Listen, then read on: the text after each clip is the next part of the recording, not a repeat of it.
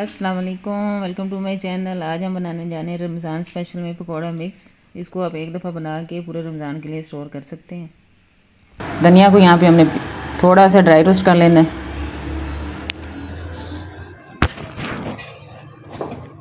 इसको कोई कलर वगैरह हमने नहीं देना, सिर्फ हल्का सा रोस्ट करना है। इसके में जो नमी हो ना हल्की सी वो ख़त्म हो जाए।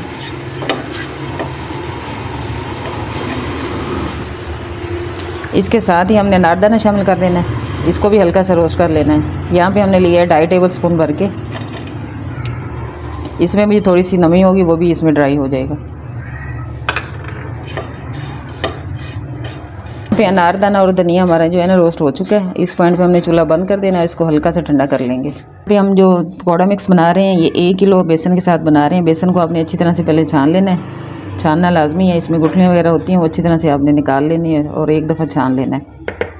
अब इसमें हमने सबसे पहले शामिल करना है 2 टीस्पून भर के अजवाइन।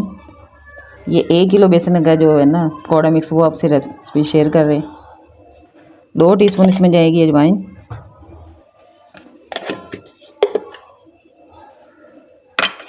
1 टीस्पून इसमें शामिल करेंगे मीठा सोडा।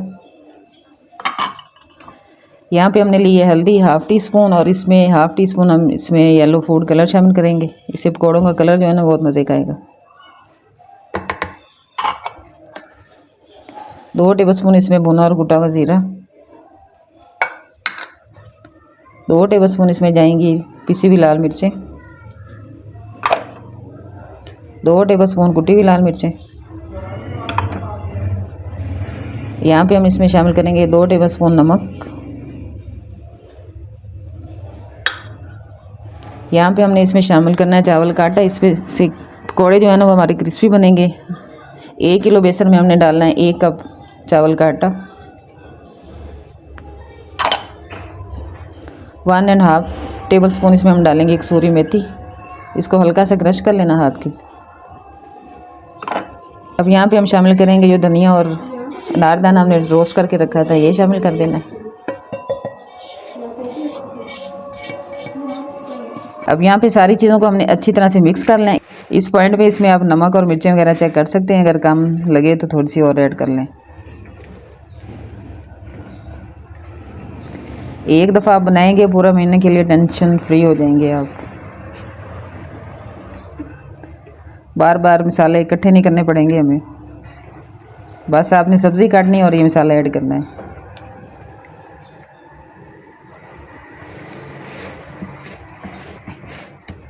पकौड़ा मिक्स यहाँ पे अच्छी तरह से हमने मिक्स कर लिया। अब ये रेडी है। अब इसको हमने एयरटाइट जार में डाल के इसको सेव कर लेना है।